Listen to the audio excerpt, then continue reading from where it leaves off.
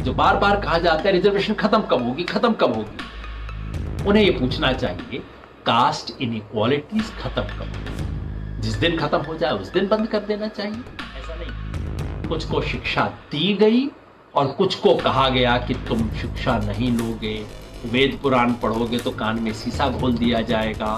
ये इनइक्वालिटीज थी ना, इसलिए उसको ठीक करने के लिए आपको दूसरे आधार, उसी आधार पर बदलना पड़ेगा। इसी तरह से रिजर्वेशन के बारे में इस तरह के स्थूल सवाल मत पूछिए कि अरे इस देश में कास्ट इक्वालिटीज खत्म नहीं हुई, 70 साल हो गया, बताइए अब क्या करें ना। प्रश्न ये पूछिए 70 साल पहले जहां हम थे क्या उससे कुछ बेहतर हुआ इस रिजर्वेशन के? मैं देखता था हमारे इधर संयोग से जिस समाज से मैं हूं, जाति यादव जाति है, हरियाणा के लोग हैं। तो जैसा आप जानते हैं 1992 तक यादव्स को कोई रिजर्वेशन नहीं था हरियाणा में और बाकी जगहों पे, सेंट्रल गवर्नमेंट में कोई रिजर्वेशन नहीं था। तो हमारे पढ़े लिखे रिश्तेदार कहा करते थे रिजर्वेशन बड़ी खराब चीज है, SC ST लोगों को बताओ ये दे दिया वो दे दिया, सब तरह की बातें करते रहते। मैं डिफेंड करता रहता था, फिर कहते तू तो ऐसी बातें करता है। फिर साहब उनको रिजर्वेशन मिलना शुरू हो गया, 92 के बाद मंडल कमीशन आया, रिजर्वेशन मिलना शुरू हो गया। अब मैं देखता हूं उनके तेवर बदले। नहीं, देखो हम लोगों के साथ कितना अन्याय हुआ है, हम लोगों के साथ क्या कुछ हुआ है। अब मैं पलट के कहता हूं नहीं जी उतना अन्याय तो नहीं हुआ जितना आप कहते हो आपके साथ हुआ है।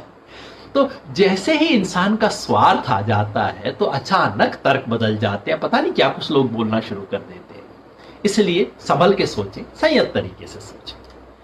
तो अब हम उस सवाल पे आ रहे हैं जिस पे हम इस देश में बहुत बहस करते हैं कि ठीक है भाई रिजर्वेशन हो, स्पेशल अपॉर्चुनिटीज देने की जरूरत है, लेकिन वो अपॉर्चुनिटीज किस बेसिस पे दिए जाएं, कास्ट बेसिस पे क्यों दिए जाएं।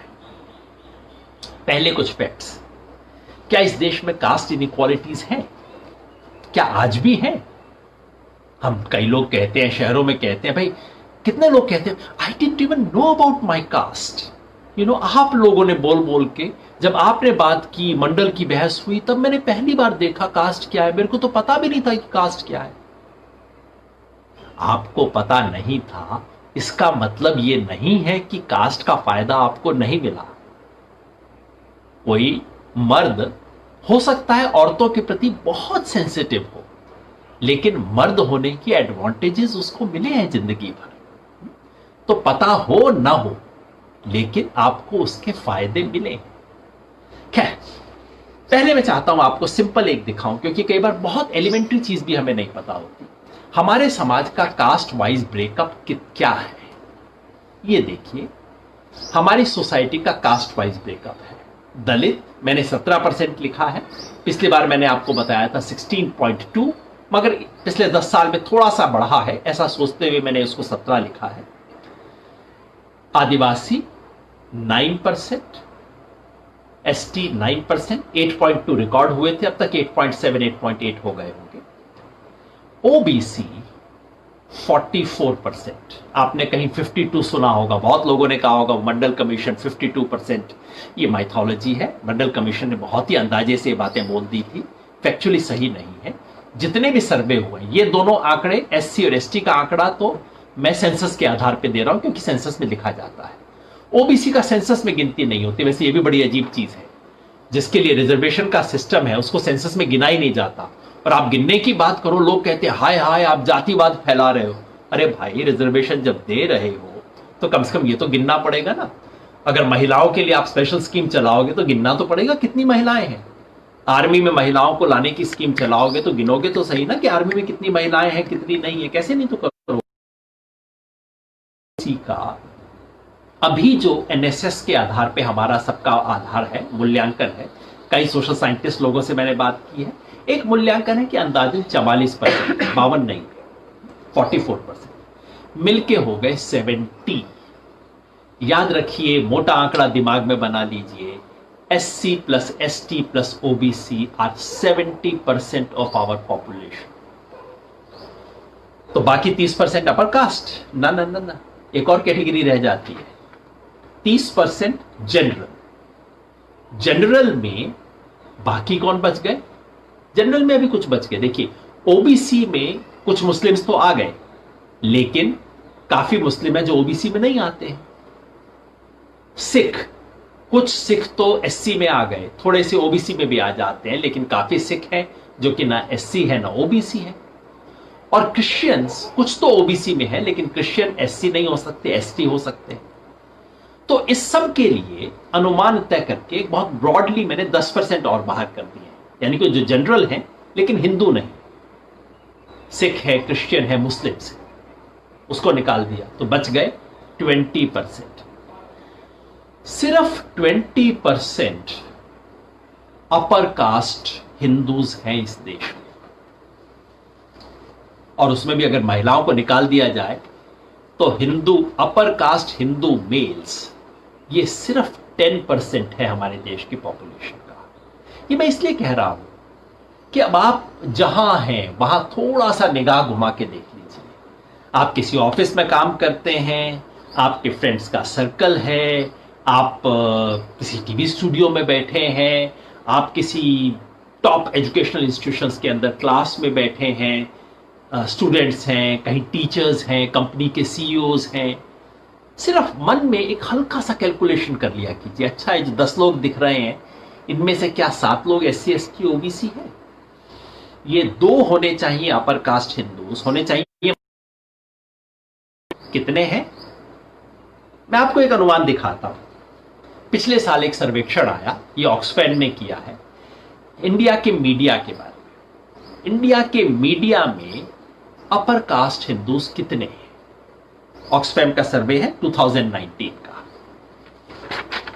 ये देखिए, टीवी एडिटर्स, जो टॉप एग्जीक्यूटिव एडिटर्स जो डिसीजन लेते हैं, जो टॉप लोग टीवी न्यूज, देश में न्यूज क्या है तय करने वाले, 88% लोग अपर कास्ट हिंदूज हैं।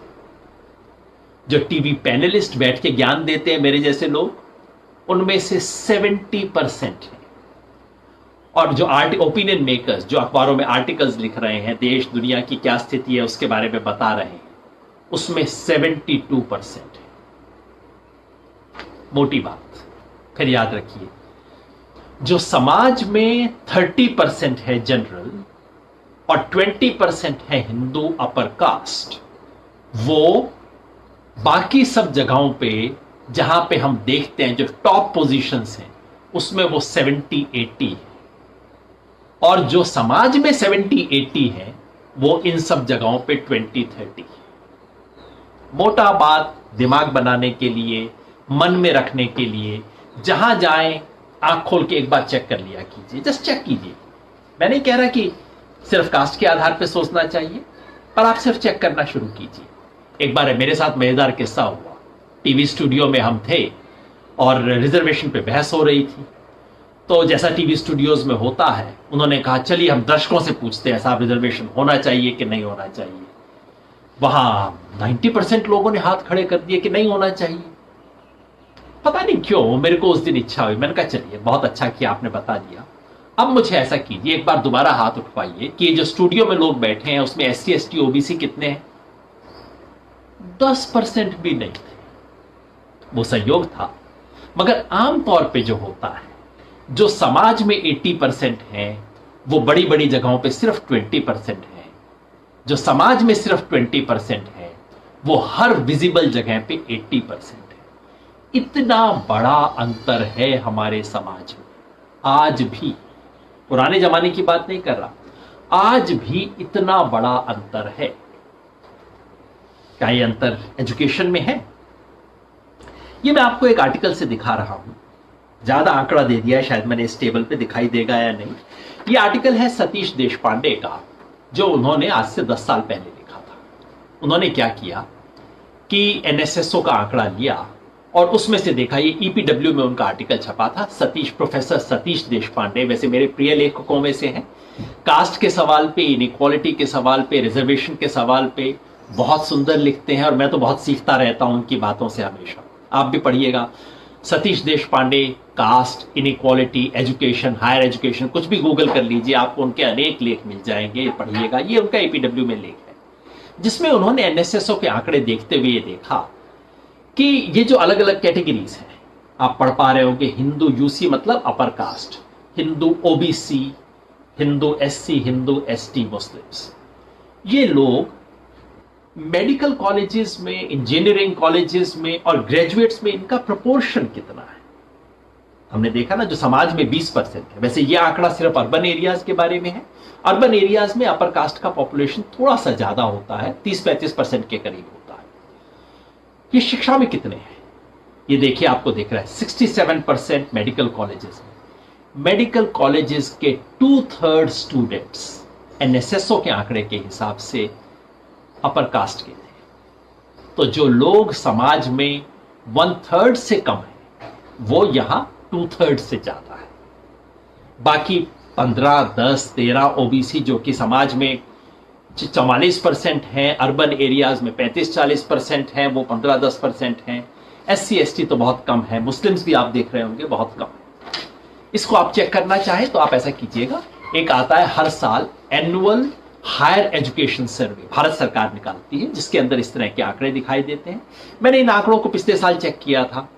मोटी तस्वीर यही है, अगर आप इस देश के टॉप इंस्टीट्यूशन, जो सेंट्रल एजुकेशनल इंस्टीट्यूशंस हैं, सेंट्रल यूनिवर्सिटी और नेशनली इंपॉर्टेंट इंस्टीट्यूशंस, उन सब के आप आंकड़े देख लीजिए, क्योंकि फॉर्चुनेटली वहां SC ST OBC मुस्लिम सब आंकड़े मिलते हैं। अपर कास्ट हिंदूज अलग से नहीं लिखा होता, लेकिन वो आप डिड्यूस कर सकते हैं जनरल कैटेगरी के हिसाब से।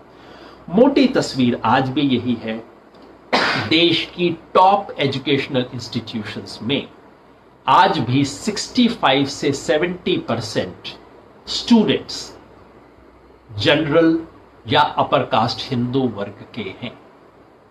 यह तो तब जबकि रिजर्वेशन लागू है, उसके बाद भी यह हालत है। टीचर्स में 70% से ज्यादा टीचर्स सिर्फ इसी कैटेगरीज के हैं।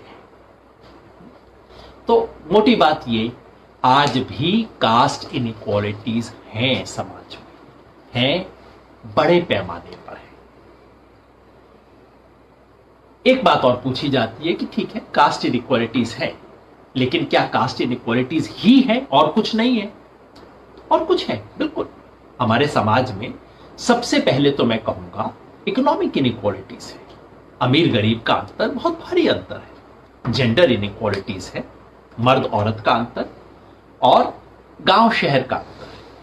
ये 4 इनइक्वालिटीज हमारे यहां एक दूसरे को काटती हैं, रीएनफोर्स करती हैं। गरीब अमीर, कास्ट कम्युनिटी, जेंडर और रूरल अर्बन, 4 इनइक्वालिटीज हैं। इनमें से क्या कोई एक इनइक्वालिटी बाकी सबको समझा देती है? जैसे कई लोग मुझसे कहते हैं कि भाई गरीब का देखिए ना, सीधा इकोनॉमिक बेसिस पे आप देख लीजिए, जो गरीब है उसके साथ इनइक्वालिटी है, उस गरीब के बेसिस पे आप कर दीजिए। मैं मानता हूं गरीब अमीर की इनइक्वालिटी बहुत बड़ी इनइक्वालिटी है, और ये कोरोना वायरस के समय तो रोज इसका ध्यान आता है कि कितनी बड़ी इनइक्वालिटी है। जैसे पूरा देश इस वक्त एक अमीर इंडिया है और एक गरीब भारत है, इसमें बढ़ चुका है, तो बहुत बड़ी इनइक्वालिटी है। लेकिन गरीबी एकमात्र इनइक्वालिटी नहीं है। इसके लिए मैं आपके सामने एक छोटा सा एविडेंस पेश कर रहा हूं। यह है प्रोफेसर सतीश देशपांडे और राजेश रामचंद्रन का एक लेख है जो छपा है फिर इकोनॉमिक एंड पॉलिटिकल वीकली। उन्होंने क्या किया कि उन्होंने केवल गरीबों को देखा। ये Indian institute of human development का डेटा सेट है, जहां से उन्होंने लिया 2012 का। उन्होंने क्या किया, जो लोग पॉवर्टी लाइन से नीचे हैं, जो सिर्फ गरीब है, केवल उन गरीबों में देखा अलग अलग कास्ट के हिसाब से कि क्या गरीबों के अंदर भी कास्ट डिफरेंसेस हैं। आप देखिए, ये आंकड़ा वो दिखा रहे हैं गरीबों के अंदर। ये सब वो लोग हैं जो गरीबी की रेखा के नीचे हैं। किसमें? ब्राह्मण, अदर अपर कास्ट और SC, इन 3 की तुलना कर रहे हैं। पुअर ब्राह्मण, पुअर अपर कास्ट, यानी कि ब्राह्मण के अलावा दूसरे अपर कास्ट जो है, और पुअर शेड्यूल्ड कास्ट। 2 चीज पूछ रहे हैं सिंपली। हर परिवार में देखा कि ऐसे कितने परिवार हैं जहां कम से कम एक व्यक्ति 12 साल एजुकेशन लिए हुए है, यानी कि जिसको नौकरी वोकरी मिलने की थोड़ी गुंजाइश है। ये बिलो पॉवर्टी लाइन फैमिलीज है, बहुत कम लोग हैं जिनके पास एजुकेशन है। लेकिन यहां भी देखिए, ब्राह्मण परिवार में 40%, बिलो पॉवर्टी लाइन परिवार में भी, और बिलो पॉवर्टी लाइन ब्राह्मण होते हैं, खूब हैं। दिल्ली में जो रिक्शा चलाते हैं इनमें से बहुत लोग बिहार के ब्राह्मण हैं। अपने गांव में कह नहीं सकते, हाथ से काम कर नहीं सकते, वहां कहते हैं नौकरी कर रहा हूं, यहां आके रिक्शा चलाना पड़ता है।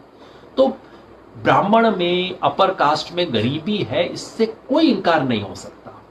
मगर आप ये देखिए कि गरीबी के बावजूद अंतर है। यहां गरीबी है, गरीब ब्राह्मण में 40% परिवार में कम से कम एक व्यक्ति है जो 12वीं क्लास पढ़ा हुआ है, 12 कक्षा साल तक पढ़ा है। एक से ज्यादा भी हो सकता है, कम से कम एक है, यानी कि फैमिली में नौकरी मिलने की कोई गुंजाइश है। अदर अपर कास्ट में चले जाए ब्राह्मण के अलावा 16%, और एससी में सिर्फ 12%। कितना बड़ा फासला है उन लोगों का जो कि इकोनॉमिकली सेम स्टेटस के हैं। यही सवाल दूसरे तरीके से पूछा कि इन गरीब परिवारों में से ऐसे कितने लोग हैं जो दिहाड़ी की मजदूरी के अलावा कुछ काम करते हैं, कुछ भी छोटी मोटी नौकरी, छोटा मोटा काम कर लेते हैं, यानी कि दिहाड़ी की मजदूरी से बेहतर काम कर रहे हैं। यहां भी देखिए, ब्राह्मण परिवार में 29%, ये अति गरीब लोग हैं, गरीबी की रेखा से नीचे अति गरीब परिवार हैं सब। इनमें 29% है जो दिहाड़ी की मजदूरी से कुछ बेहतर काम कर पा रहे हैं, और बाकी में देखिए 11 और 8%। मतलब सिर्फ एक छोटी बात कहना चाह रहा हूं कि गरीबी बहुत बड़ा सच है, गरीबी एकमात्र सच नहीं है। एक गरीब परिवार में भी फर्क होता है। फर्क होता है इस चीज का कि एक गरीब ब्राह्मण परिवार, खास तौर पे ब्राह्मण का मैं जिक्र इसलिए कर रहा हूं जिसके परंपरा है, जिसका संस्कार है पढ़ने लिखने का। गरीब ब्राह्मण परिवार में गरीबी के बावजूद कोई मामा, कोई चाचा आ जाएगा, नहीं नहीं बच्चे में पोटेंशियल है, भाई बच्चे में कुछ प्रतिभा है, चलो मेरे पास भेज दो। बच्चा चला जाएगा गांव में, गांव से बाहर शहर में जाके अपने मामा चाचा किसी के पास जाके कुछ पढ़ाई कर लेगा। तो संस्कार से फर्क पड़ता है। इसके लिए एक दूसरा शब्द है सोशियोलॉजी में, सोशल कैपिटल। उसके पास वो नहीं है, उसके पास पूंजी नहीं है, पैसा नहीं है, लेकिन उसके पास सोशल कैपिटल है। उसके पास एक ऐसा संस्कार है, कॉन्टेक्ट्स है, कनेक्शंस हैं, मेमोरी है, पढ़ना लिखना चाहिए, ये विचार है। एक गरीब अपर कास्ट ब्राह्मण का बच्चा जब स्कूल जाके पढ़ता नहीं है, उसका बाप उसको कम से कम कहता है ना बेटा पढ़, पढ़ के ही कुछ बनेगा और कोई रास्ता नहीं। और वही एक दलित परिवार का, आदिवासी परिवार का बच्चा जब स्कूल से आके कहता है कि ना मन नहीं लग रहा, तो मां कहती है अब क्या करे, बच्चे का मन नहीं लगता, चल तू काम शुरू कर ले। वैसे दुनिया में मैं खुद 2 बच्चों का बाप हूं, बता सकता हूं दुनिया में कोई बच्चा ऐसा नहीं है जो आके कभी एक दिन ना कहता हो कि नहीं मेरे को स्कूल नहीं जाना, मेरा मन नहीं लगता, स्कूल नहीं जाना। वहीं अंतर शुरू हो जाता है। एक परिवार जिसके अंदर माँ जाके स्कूल टीचर से बात करेगी, बच्चा एडजस्ट नहीं हो पा रहा है, आप हेल्प करेंगे, ये खुद पढ़ाएगी, कुछ करेगी, और वो माँ जो कहेगी ठीक है भाई क्या करते हैं, बच्चे का मन नहीं लगता, चल जाके तू अब पापा के साथ जाना शुरू कर दे, काम करना शुरू कर दे। सोशल कैपिटल ये इनविजिबल है, इसको आप पैसे से नाप नहीं सकते, लेकिन इससे फर्क पड़ता है आप जिंदगी में कहां जा सकते हैं। खैर, तो पलट के फिर आते हैं कि हमने अब तक ये देखा कि हां हमारे समाज में इनइक्वालिटी है। हमने देखा इनइक्वालिटी कास्ट के बेसिस पे है, लेकिन सिर्फ कास्ट के बेसिस पे नहीं है, जेंडर पे है, गांव शहर पे है, पैसे के आधार पे है। तो फिर रिजर्वेशन होना चाहिए, लेकिन केवल जाति के आधार पर क्यों? मेरे 2-3 सुझाव हैं, 2-3 बात इस पे कहना चाहता हूं उससे पहले कि मैं सुझाव पे जाऊं। जो रिजर्वेशन का सिस्टम हमारे देश में आया है, वो हमारे यहां जो सिस्टेमैटिक इनइक्वालिटीज रही है उसका पार्शियल रेस्पॉन्स है। कास्ट बेसिस पे रिजर्वेशन हमारे यहां इसलिए है कि कास्ट हमारे यहां की इनइक्वालिटीज को मेजर करने का सबसे आसान तरीका है। कास्ट हमारे यहां छुप नहीं सकती, कास्ट दिखती है, और कास्ट के बेसिस पे इनइक्वालिटीज हैं, भी चल रहे हैं। इसलिए हमारे यहां इनइक्वालिटीज को पहचानने का और उसे बराबर करने का एक सिंपल तरीका है। लेकिन इसके अलावा ये एकमात्र तर्क नहीं है। दूसरा तर्क ये है कि हमारे समाज में कुछ वर्गों के साथ स्पेसिफिक डिस्क्रिमिनेशन हुआ है। सिर्फ ये नहीं कि कुछ लोगों को शिक्षा मिल गई, कुछ बेचारे पीछे रह गए ना, ऐसा नहीं है। कुछ को शिक्षा दी गई और कुछ को कहा गया कि तुम शिक्षा नहीं लोगे, वेद पुराण पढ़ोगे तो कान में शीशा घोल दिया जाएगा। ये इनइक्वालिटीज थी ना। इसलिए उसको ठीक करने के लिए आपको दूसरे आधार, उसी आधार पर बदलना पड़ेगा।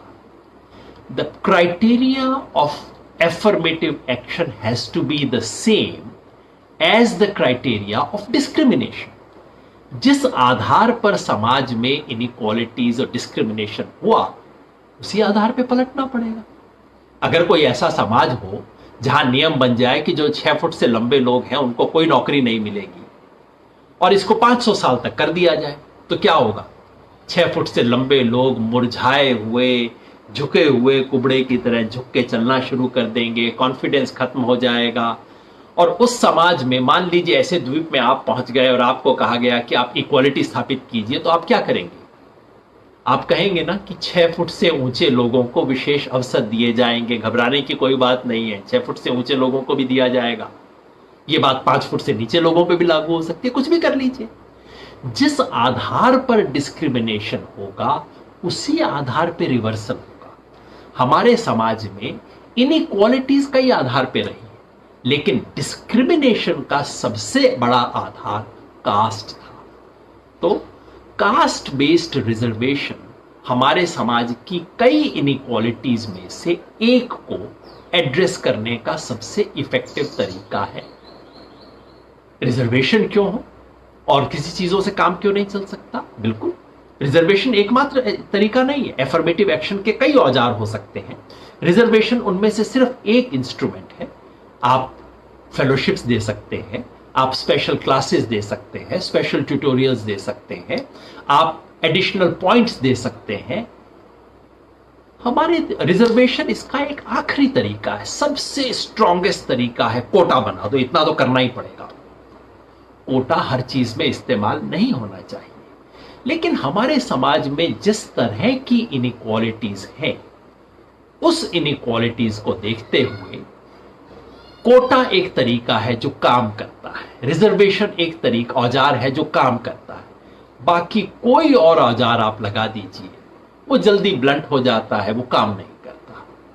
तो कास्ट बेस्ड इनइक्वालिटीज को, कास्ट बेस्ड डिस्क्रिमिनेशन को एड्रेस करने का एक इफेक्टिव तरीका है रिजर्वेशन। मैंने कहा इफेक्टिव। आप पूछेंगे इफेक्टिव कैसे हुआ जी? 70 साल हो गए, अभी तक चले आ रहा है, कैसे इफेक्टिव हुआ? ये मैं वापस फिर आपको कोरोना वायरस पे ले जाऊंगा।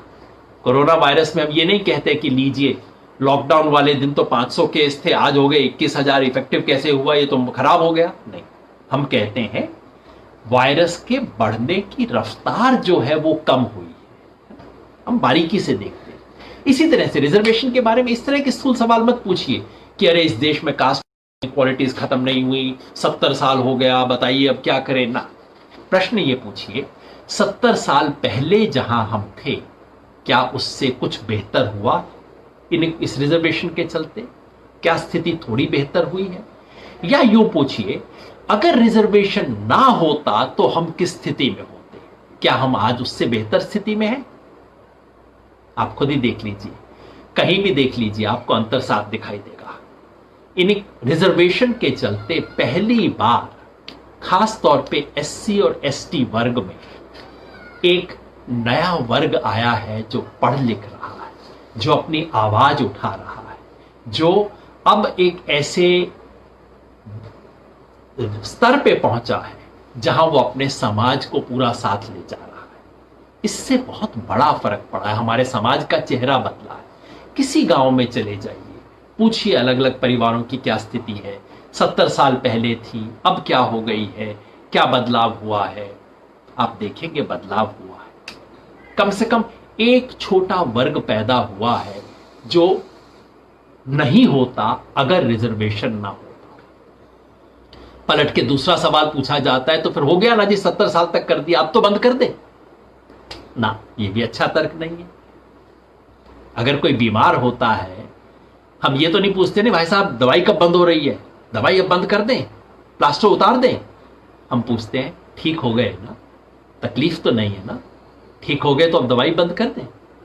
दवाई बंद करने से पहले पूछते हैं कि तबीयत ठीक हो गई ना, प्लास्टर उतार दे से पहले पूछते हैं फ्रैक्चर हील हो गया ना। ये सवाल हम क्यों नहीं पूछते?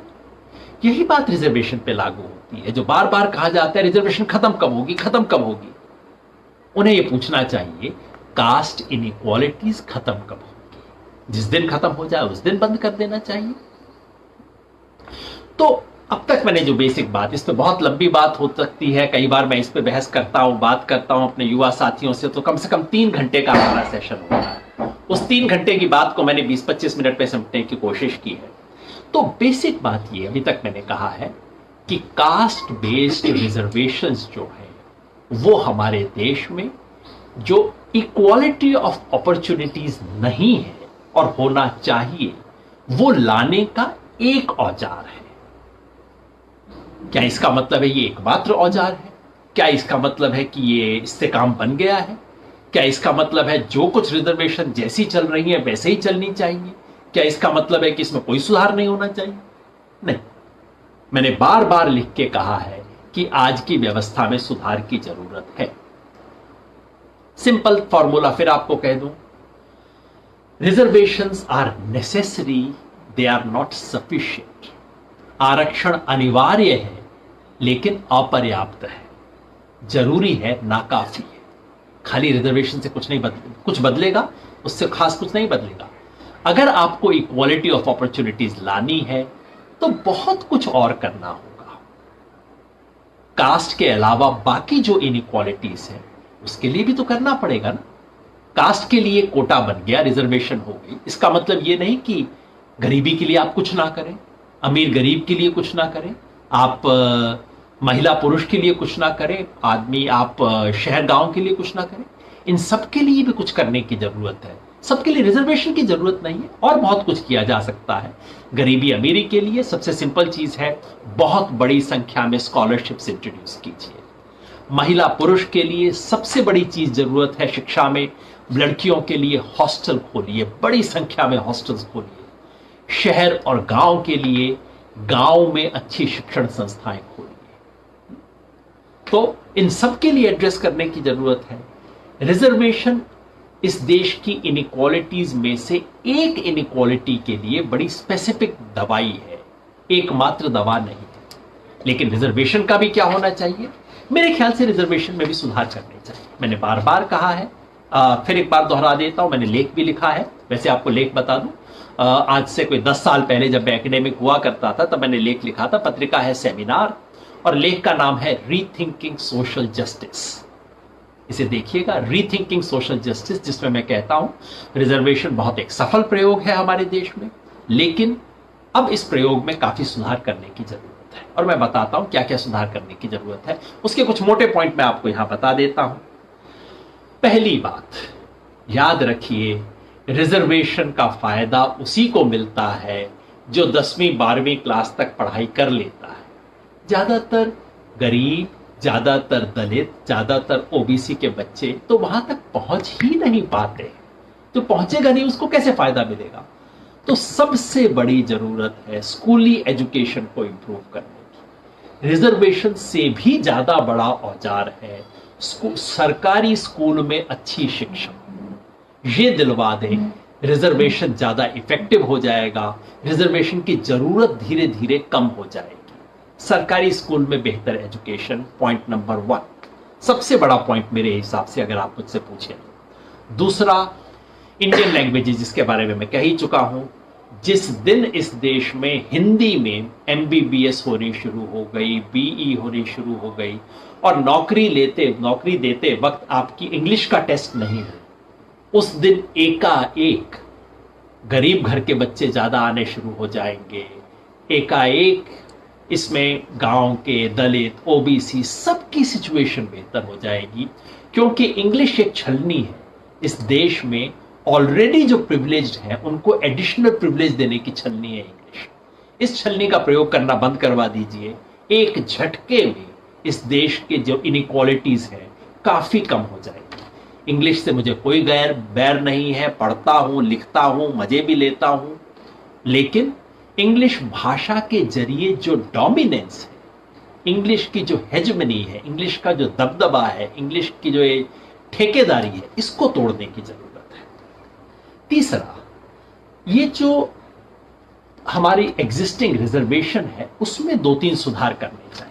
ये मैं आज नहीं 10 साल से बोल रहा हूं। क्या सुधार करने की जरूरत है? नंबर 1, ये जो कैटेगरी है तीनों, SC, ST, OBC, तीनों में अंदर एक एक कैटेगरी है जो बहुत बहुत दबी हुई है और तीनों में ही कुछ खास लोगों ने कब्जा कर लिया है। SC में 2-3 समाज हैं उत्तर भारत में और दक्षिण भारत में, जिनके लोगों को आज से 100 साल पहले थोड़े से बेहतर एडवांटेजेस मिले थे, तो उन्होंने ज्यादा रिजर्वेशन पे कब्जा कर लिया, बाकी सब लोग रह गए। जैसे जो सफाई कर्मचारी समाज है, जो मैंने जिक्र किया होगा, मुसहर समाज है, अलग अलग तरह के समाज है ऐसे जो जिन्हें डर्टी ऑक्यूपेशंस बोला जाता था, वो आज भी रिजर्वेशन का फायदा नहीं पहुंचा पा रहे हैं। मेरी राय रही है कि उनके लिए अलग सब क्लासिफिकेशन करना चाहिए। SC कोटा के 2 हिस्से हों, कैटेगरी A, B, और जो B यानी कि जो सबसे पिछड़े हैं, महादलित हैं, उनको विशेष अवसर मिलना चाहिए उस कोटा में। इसी तरह से ST में जो नॉर्थ ईस्ट के STs हैं, they have done relatively better because they have had access to better quality education. लेकिन जो हमारे मिडलैंड के दलित के आदिवासी हैं, उनकी हालत बहुत खराब है, तो उसको भी 2 को अलग करना चाहिए। OBC सबसे बड़ा केस है, जहां चंद जो थोड़ी सी लैंडेड कम्युनिटीज है ना, यादव हुए, कुर्मी हुए, वोकलिगास हुए, मराठा हुए, क्योंकि इनके पास जमीन है, इन लोगों ने लगभग सारे OBC के उस पर कब्जा कर रखा है। और OBC में जो सबसे नीचे वाले OBC हैं, जो सर्विस कम्युनिटीज हैं, जो हाथ से काम करने वाले समाज थे, जो कारीगर लोग थे, उन सब की स्थिति आज बहुत खराब है। कई मायनों में तो जो लोअर OBC है, उसकी स्थिति आज दलित समाज का जो टॉप वर्ग है उससे भी ज्यादा खराब है। इसलिए मैं बार बार कहता हूं, उनका कोटा अलग करने की जरूरत है, और OBC के अंदर महिलाओं के लिए अलग से कोटा करने की जरूरत है। तो कोटा को सब कोटा में बांटा जाए। दूसरा सुधार जो मैं बार बार कहता हूं वो ये कि जिसे एक से ज्यादा जनरेशन में रिजर्वेशन का फायदा मिल चुका है, उसको रिजर्वेशन की लाइन में अंत में खड़ा कर दीजिए। यानी कि मान लीजिए मेरे पिताजी रिजर्वेशन का फायदा उठा के प्रोफेसर बने, तो फिर कम से कम प्रोफेसर की नौकरी के लिए रिजर्वेशन की लाइन में पहले नंबर पे मैं खड़ा नहीं हो सकता, मैं आखिर में खड़ा होऊंगा। रिजर्वेशन का एडवांटेज मिल सकता है, लेकिन तभी जब बाकी सबका नंबर आ चुका है। अगर क्लास 3 ऑफिसर मेरे पिताजी बन गए, तो क्लास 3 तक की नौकरी में मुझे आखिर में खड़ा रहना पड़ेगा, सबसे आगे नहीं आ सकता। क्लास 2 की नौकरी में मैं रिजर्वेशन का फायदा नॉर्मल तरीके से सबसे आगे खड़ा होकर ले सकता हूं। यह बदलने की जरूरत है। मैं काफी समय से इसके लिए कहता रहा हूं, रिजर्वेशन को और रिफाइन करने की जरूरत है। और आखिरी बात, रिजर्वेशन का दायरा, एफर्मेटिव एक्शन का दायरा बढ़ाने की जरूरत है। हमारे देश में रिजर्वेशन, एफर्मेटिव एक्शन की सारी बात सिर्फ और सिर्फ सरकारी नौकरियों पे लिमिट होकर रह जाती है। सरकारी नौकरियां हैं कितनी? इस देश में हर तरह की सरकारी, central government, state government, public sector, ये अंडरटेकिंग, वो अंडरटेकिंग, सब मिला दीजिए, अंदाजन 2 करोड़ नौकरियां हैं। और इस देश में टोटल कितनी वर्कफोर्स है? हमने देखा था पिछली बार जब हमने अनएम्प्लॉयमेंट पे बात की थी, 45 करोड़ लोग। 45 करोड़ में से सिर्फ 2 करोड़ नौकरियां पब्लिक सेक्टर में हैं। और पब्लिक सेक्टर की नौकरियां कम हो रही हैं। देश बढ़ रहा है, ग्रोथ हो रही है, पॉपुलेशन बढ़ रही है, जरूरत बढ़ रही है, लेकिन सरकारी नौकरियां घट रही हैं। परसेंटेज में नहीं घट रही, एक्चुअली नंबर्स घट रहे हैं सरकारी नौकरियों के। तो सारी बहस उस छोटे से हिस्से पे हो रही है एक छोटी सी स्लाइस है, उसी पे सारी मार काट है, सब लगे हुए हैं, मिलेगा रिजर्वेशन, नहीं मिलेगा जान दे देंगे, आग लगा लूंगा, सब छोटी सी चीज के बारे में, बाकी 90% की कोई चर्चा ही नहीं हो रही। आज की तारीख में सरकारी नौकरियों से ज्यादा संख्या में ऑर्गेनाइज सेक्टर की प्राइवेट नौकरियां हैं। प्राइवेट नौकरियों में भी एफर्मेटिव एक्शन होना चाहिए। अब सुन के बड़ा अटपटा लगेगा, कई लोग बड़े परेशान हो जाएंगे, लीजिए यहां भी आप कोटा ले आए। मैं याद दिलाना चाहता हूं उन सब साथियों को, आप अमेरिका को देखिए। अमेरिका में, क्योंकि अमेरिका की कैपिटलिस्ट काफी जिक्र होता है, अमेरिका कैपिटलिज्म, मेरिट, इस सब का जिक्र होता है ना। अमेरिका की हर कंपनी को हर साल लिख के देना पड़ता है कि उसकी डाइवर्सिटी प्रोफाइल क्या है, यानी कि आपके कितने टोटल एम्प्लॉयज हैं, उनमें से कितने व्हाइट हैं, कितने ब्लैक हैं, और आप ब्लैक एम्प्लॉयज को इंप्रूव करने के लिए क्या कर रहे हो। इंडिया में क्यों नहीं हो सकता? डाइवर्सिटी प्रोफाइल हर कम्युनिटी की चेक की जाए। इसके लिए एक रिपोर्ट हुई थी, आज से 10 साल पहले भारत सरकार की एक कमेटी बनी थी इक्वल अपॉर्चुनिटी कमीशन बनाने के लिए। मैं उसका एक हिस्सा था, इसलिए पहले से बता दूं कि ये थोड़ा सा सेल्फ प्रमोशन है। कमेटी बनी थी जिसने, कमेटी ने ये सब रिकमेंडेशन दिए थे, उस पर कुछ काम नहीं हुआ। इक्वल अपॉर्चुनिटी कमीशन होना चाहिए, केवल सरकारी नौकरी नहीं, प्राइवेट नौकरियों में भी इस देश की डाइवर्सिटी दिखनी चाहिए। ये सब करेंगे तो हम बेहतर बढ़ेंगे, बेहतर सोचेंगे, आगे बढ़ेंगे, एक ऐसा समाज। आखिर में एक ही बात कहना चाहता हूं, मेरा लक्ष्य है एक ऐसा भारत जिसमें रिजर्वेशन ना हो। इसलिए नहीं कि रिजर्वेशन खत्म कर दी गई, बल्कि इसलिए कि रिजर्वेशन की जरूरत ना हो, जहां औरत को महसूस ना हो कि उसे रिजर्वेशन की जरूरत है।